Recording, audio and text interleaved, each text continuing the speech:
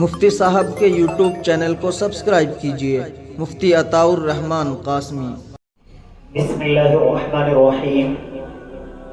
حامد و مصلین اما بعد، معزز سامعین کرام، حضرات انبیاء کرام کا تذکرہ چل رہا ہے۔ حضرت آدم علیہ السلام سے نبی کریم صلی اللہ علیہ وسلم تک انبیاء کے تذکرے کا ارادہ ہے۔ اس میں ماشاءاللہ ایک طویل پروگرام وہ ہو چکا ہے۔ حضرت موسیٰ علیہ السلام کا تذکرہ آج کل چلا ہوا ہے، جس کی کئی ایک ویڈیوز آپ تک پہنچ چکی ہیں۔ اسی سلسلے کی آج کڑی ہے، جس میں دو چیزیں بیان کی جائیں گی۔ ایک یہ کہ حضرت موسیٰ علیہ السلام نے جب بددعا کرتی تھی، اللہ کے سامنے اپنے ہاتھ پھیلا دیے تھے، تو قبطیوں پر کیا کیا عذاب آئے تھے، اور اس کے بعد حضرت موسیٰ اور بنی اسرائیل یہ لوگ جو ہجرت انہوں نے کی تھی اس کا تذکرہ، دو چیزیں آج بیان کی جائیں گی۔ حضرت موسیٰ علیہ السلام نے تمام تر اپنی کوششیں کی، فرعون کو دعوت دی، فرعون کے ماننے والے قبطیوں کو سمجھایا، اللہ کی وحدانیت بتائی، اپنی رسالت بتائی، اپنی نبوت کے بارے میں بتایا، لیکن وہ لوگ انکار کرتے رہے۔ حضرت موسیٰ علیہ السلام نے اپنے معجزے بھی دکھائے، پھر بھی وہ لوگ ماننے کو تیار نہ ہوئے۔ وہ جو مقابلہ تھا جادوگروں کے ساتھ، اسے بھی ہار گئے۔ جادوگر ہارنے کے بعد موسیٰ اور اللہ تبارک و تعالیٰ پر ایمان لے آئے۔ فرعون اپنا ظلم و استبداد کرتا رہا اور اس میں اضافہ کر دیا۔ یہ تمام چیزیں ہوتی رہی۔ مجرم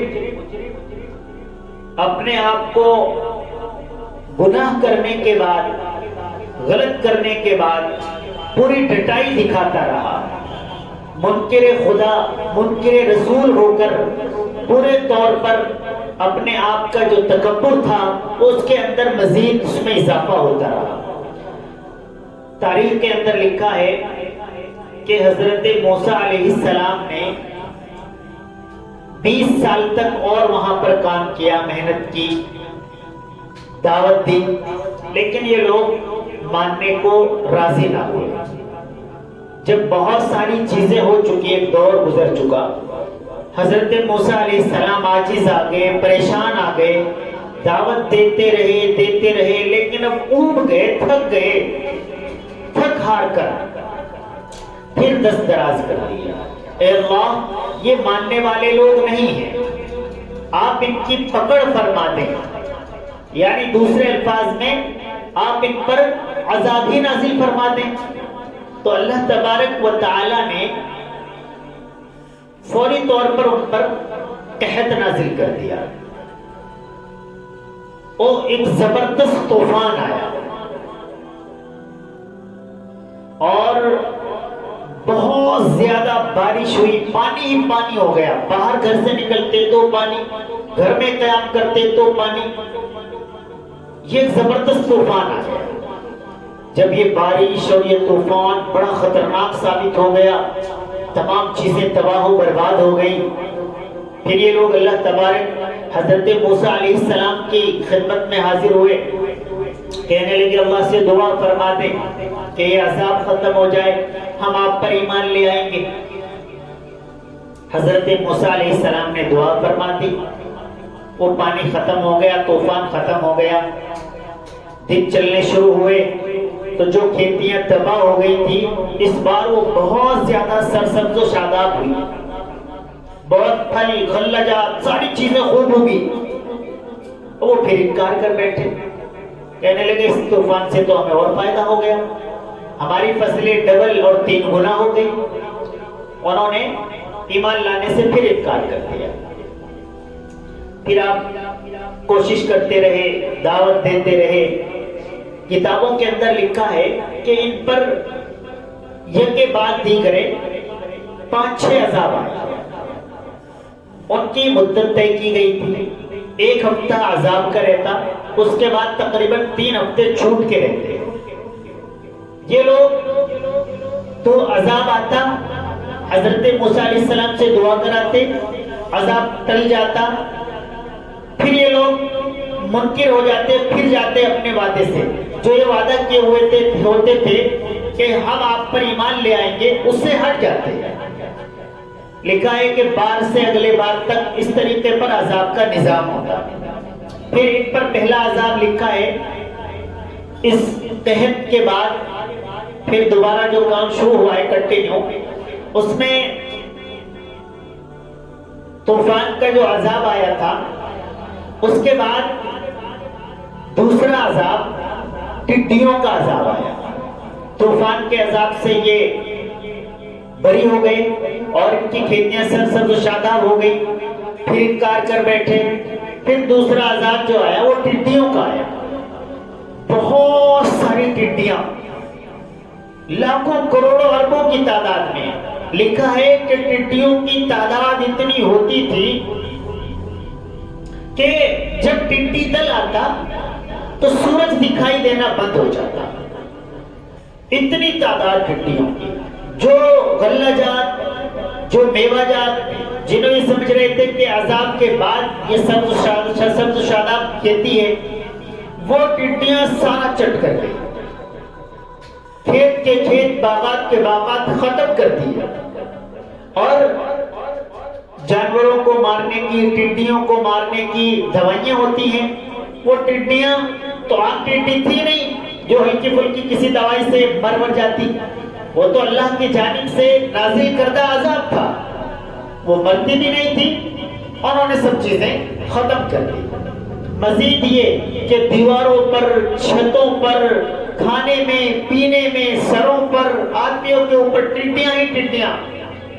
بہت زیادہ پریشان ہو گئے ٹڈیوں سے. پھر اللہ تبارک حضرت موسیٰ علیہ السلام کی خدمت میں پھر حاضر ہوئے، پھر کنڈی کھٹکھٹائی. کہا موسیٰ بہت پریشان ہو گئے ہیں، آپ اللہ تبارک و تعالی سے دعا فرما دیں، یہ عذاب ٹل جائے، ہم آپ پر ایمان لے آئیں گے. حضرت موسیٰ علیہ السلام نے سوچا چلو بھائی اس بار مان جائیں گے. اللہ تبارک و تعالی سے دعا کی، عذاب ختم ہو گیا، ٹڈیاں ختم ہو گئی. لیکن کتے کی دم، جو آج کل مشہور مقولہ ہے، کب سیدھی ہوتی ہے؟ وہ پھر گئے.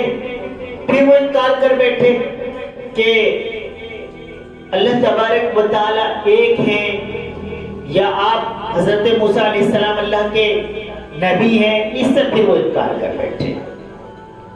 پھر حضرت موسیٰ علیہ السلام سمجھاتے رہے، کہتے سنتے رہے. اس کے بعد تیسرا عذاب پھر آیا.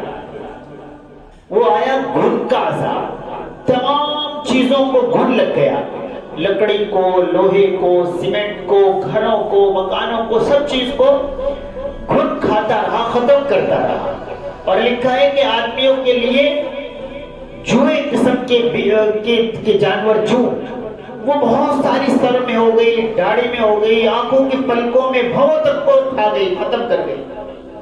یہ پریشان کن، جس چیز پر بھی ہاتھ ڈالتے ہیں، جوئے، گھن، بڑے پریشان رہے. جب پریشانی حد سے گزر گئی، پھر حضرت موسیٰ علیہ السلام کا دروازہ کھٹکھٹایا. پھر درخواست کی کہ اللہ سے دعا فرما دیں یہ عذاب ختم ہو جائے، اس بار ہم ضرور ایمان لے آئیں گے. پھر حضرت موسیٰ علیہ السلام نے دعا فرما دی. اللہ تبارک و تعالی نے عذاب ختم کر دیا. لیکن وہ کہاں ماننے والے تھے؟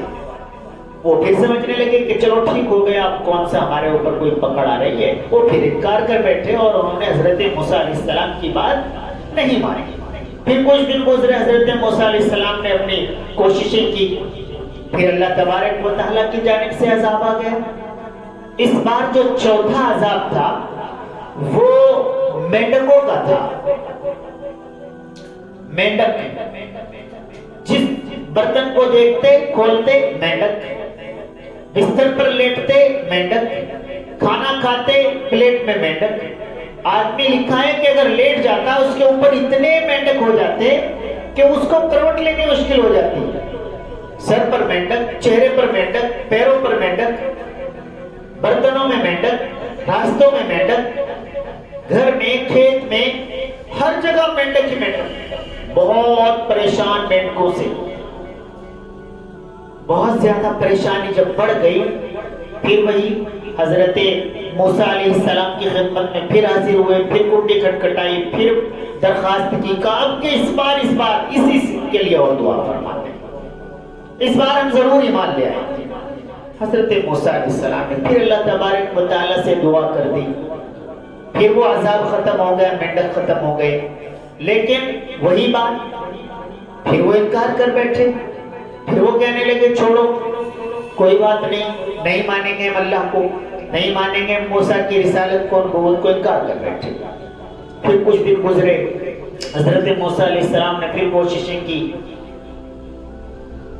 پھر ایک اور عذاب آیا، خون کا عذاب۔ پانی ہوتا خون بن جاتا، برتن میں کھانا ہوتا خون بن جاتا، ہر جگہ خون۔ اور لکھا ہے کہ یہ جو عذاب آتے تھے یہ انہیں یہ بھی نظر آتا تھا کہ یہ بنی اسرائیل کے ساتھ نہیں ہوتے تھے، حضرت موسیٰ علیہ السلام اور اللہ کو ماننے والوں کے ساتھ نہیں ہوتے تھے۔ اسی گلاس میں پانی ہے، حضرت موسیٰ کا اللہ کا ماننے والا پیے تو پانی، قبطی پیے، فرعون کا ماننے والا پیے تو وہ خون بن جاتا۔ یہ چیز وہ دیکھ رہے ہیں، پھر بھی ماننے کے لیے انکار نہیں کر رہے ہیں، پھر بھی نہیں مان رہے ہیں۔ پھر خون کا عذاب آیا، پانچواں عذاب، آخری عذاب۔ ہر چیز میں خون۔ لکھا ہے کہ جیسے ایک قبطی کا گھر ہے، برابر میں بنی اسرائیل والے کا مکان ہے، حضرت موسیٰ علیہ السلام کے ماننے والے کا مکان ہے۔ برتن میں بنی اسرائیل والا اپنے قبطی پڑوسی کو کوئی پانی دیتا تو جب تک وہ اس کی طرف رہتا تو پانی، جیسے ہی قبطی کی طرف جاتا تو خون بن جاتا۔ یہ سب وہ اپنی آنکھوں سے دیکھ رہے ہیں کہ اللہ کو ماننے والے، موسیٰ کو ماننے والوں پر کسی طرح کا عذاب نہیں آ رہا ہے، پھر بھی وہ ماننے کے لیے تیار نہیں تھے، منکر ہوئے جا رہے تھے، انکار کر رہے تھے۔ وہ انکار کرتے رہے، یہ سارے عذاب آ گئے، ساری چیزیں انہوں نے آنکھوں سے دیکھ لی۔ حضرت موسیٰ علیہ السلام کے معجزات کو بھی دیکھ رہے ہیں، عذاب کو بھی دیکھ رہے ہیں، دل میں آتا بھی ہے مان لیں، لیکن پھر انکار کر بیٹھتے ہیں۔ جب یہ سب چیزیں چلتی رہی، اب آخری اور خطرناک عذاب آنا تھا کہ مسئلے کو بالکل ختم کر دیا جائے۔ جب یہ ہوتا ہے تو نظام یہ ہے کہ نبی اپنے لوگوں کو لے کر نکل جاتا ہے۔ حضرت موسیٰ علیہ السلام کو حکم ہو گیا کہ آپ یہ مصر کو چھوڑ دیں، چلے جائیں۔ شام کا سفر کرنا تھا، شام کی طرف ہجرت کرنی تھی۔ حضرت موسیٰ علیہ السلام اپنی قوم کو لے کر نکل گئے۔ مصر میں پتہ چلا کہ موسیٰ اور اس کے ماننے والے نکل گئے، نفرت بھی کرتے ہیں، لیکن دماغ میں یہ بھی کیڑا کاٹتا ہے کہ یہ سب چلے جائیں گے تو ہمارے 4th کلاس کے ملازم کہاں سے آئیں گے، ہمارے پاس غلام کہاں سے آئیں گے، بادیاں کہاں سے آئیں گی، جو کام غریب، کمزور، دبے کچلے لوگ کرتے ہیں انہیں کون کرے گا۔ تو وہ پریشان ہوئے، وہاں پر میٹنگ بیٹھی، شورا ہوئی، اس میں پاس ہوا کہ تلاش کیا جائے۔ اس وقت میں ہزاروں شہر تھے مصر کے اندر، چھوٹے بڑے، تمام کے اندر آدمی بھیج کر خبر کرا دی گئی کہ جتنے بھی فوجی ہیں سب آ جائیں، ان کا پیچھا کرنا ہے، تلاش کرنا ہے۔ تلاش کے لیے نکل پڑے اور پیچھا کرنے لگے۔ لکھا ہے تقریباً 13 لاکھ لوگوں کی فوج اس مختصر مٹھی بھر جماعت کا پیچھا کرنے کے لیے دوڑ پڑی۔ اب جو سفر تھا شام کا، ایک راستہ تو خشک راستہ جاتا تھا، ایک کے بیچ میں دریا آتا تھا، راستے دونوں طویل ہی تھے۔ تو بنی اسرائیل کے لوگ چاہتے تھے کہ خشک راستے سے جائیں تاکہ کوئی پریشانی نہ ہو، دریا پر پل تو ہے نہیں جو پل کراس کر کے چلے جائیں گے، لیکن اللہ تبارک و تعالیٰ کو تو کچھ اور ہی منظور تھا، منظور خداوندی الگ تھی۔ تو حکم ہوا کہ نہیں، سفر اسی راستے سے کرنا ہے جس راستے پر دریا پڑتا ہے۔ خیر اسی راستے پر چل پڑے حکم کے مطابق۔ اب دریا بالکل قریب ہے، دریا آ چکا ہے، سامنے بہ رہا ہے، ٹھاٹے مارتا دریا ہے، اور پیچھے ایسی ٹھاٹے مارتی فوج ہے۔ فرعون نے یہاں بھی تکبر کیا، کہا رہے ہم تو یوں پکڑ لیں گے، یوں مسل دیں گے، ختم کر دیں گے۔ اب ارادہ بھی یہی ہو گیا تھا کہ اب بس ان کو ختم کر دیا جائے، یہ چیزیں ختم ہی ہو جائیں، سب کو ختم کر دیتے ہیں۔ پوری فوج لے کر آئے، لاؤ لشکر اور تمام ہتھیار بدلو، چلو ختم کر دیتے ہیں۔ اسے اپنی طاقت پر غرور تھا، اپنی تعداد پر غرور تھا کہ ہم اتنے ہیں، اتنے ہتھیار ہیں ہمارے پاس، لیکن اللہ تبارک و تعالیٰ کی طاقت کے سامنے کتنی بھی بڑی طاقت ہو کوئی حیثیت نہیں رکھتی ہے۔ اب بنی اسرائیل بھی پریشان، وہ آگے دیکھتے ہیں کہ دریا ہے، پیچھے دیکھتے ہیں کہ آدمیوں کا پورا سمندر ہے، فوج کا۔ دریا میں جاتے ہیں تو ڈوب جاتے ہیں، پیچھے جاتے ہیں تو یہ لوگ ختم کر دیں گے۔ اسی کشمکش میں تھے کہ حضرت موسیٰ علیہ السلام کو حکم ہوا کہ آپ اپنا عصا اس دریا کے کنارے پر مار دیجیے۔ حضرت موسیٰ علیہ السلام نے دریا کے کنارے پر اپنا عصا مارا تو راستہ بن گیا، پانی پہاڑ کی طرح رک گیا۔ ایسے پانی مل کر بہتا ہے، ایسے رک گیا دونوں طرف۔ کچھ لوگوں نے لکھا ہے کہ 12 قبیلے تھے تو 12 راستے بن گئے۔ بلاخر یہ کہ راستے سمندر کے اندر سے انہیں نظر آئے کہ راستہ ہے۔ تمام حضرت موسیٰ علیہ السلام کے ماننے والے لوگ بنی اسرائیل اور راستوں سے گزر گئے، پورا دریا کراس کر دیا، پورا دریا پار کر دیا۔ ادھر پیچھے فرعون ہے، وہ ساری چیزیں جانتا ہے کہ کس طریقے پر عذاب آئے ہیں، اور ان عذابوں میں یہ بھی رہا ہے کہ ان میں بنی اسرائیل کو تکلیف نہیں پہنچی، ساری تکلیف تمتیوں کو پہنچی، ہمیں پہنچی ہے، لیکن اس کے ذہن سے وہ چیز ریموو کر دی گئی، اور وہ دیکھ کر راستے، اس نے بھی اپنی فوج کو، اپنے آپ کو اس دریا کے اندر داخل کر دیا اور دوڑ پڑے راستوں سے۔ جب عین دریا پہنچ گئے، بالکل بیچ میں پہنچ گئے، اللہ تبارک و تعالیٰ کے حکم سے دریا کو ملا دیا گیا، فرعون کو غرق کر دیا گیا، ڈبا دیا گیا۔ آج بھی فرعون کی لاش موجود ہے، لکھا ہے کہ سمندر میں بھی فرعون کی لاش کو قبول نہیں کیا، اس کو باہر پھینک دیا مرے ہوئے کو۔ وہ جو لاش موجود ہے اس کے ناک پر سے کچھ کٹا ہوا ہے، اس کے بارے میں لکھا ہے کہ اس کو مچھلی نے کھا لیا تھا۔ وہ لاش آج بھی مصر کے عجائب گھر کے اندر موجود ہے۔ اور میں نے جیسا کہ بتایا تھا کہ فرعون ہر مصر کے بادشاہ کو کہا جاتا تھا، اصل میں اس کا نام من فتاح تھا، لیکن سب کو فرعون کہا جاتا تھا، تو اس کو بھی قرآن کریم نے فرعون سے بلایا ہے، فرعون کے لفظ کا استعمال کیا ہے۔ یہ دو چیزیں بیان کر دی گئی۔ اب جب فرعون غرق ہو گیا ہے، اس کے بعد بنی اسرائیل نے کیا کیا، کہاں گئی، کس طریقے پر کام کیا، اس کے بارے میں انشاءاللہ تعالی اگلے پروگرام میں بتایا جائے گا۔ بہت شکریہ۔ السلام علیکم ورحمۃ اللہ وبرکاتہ۔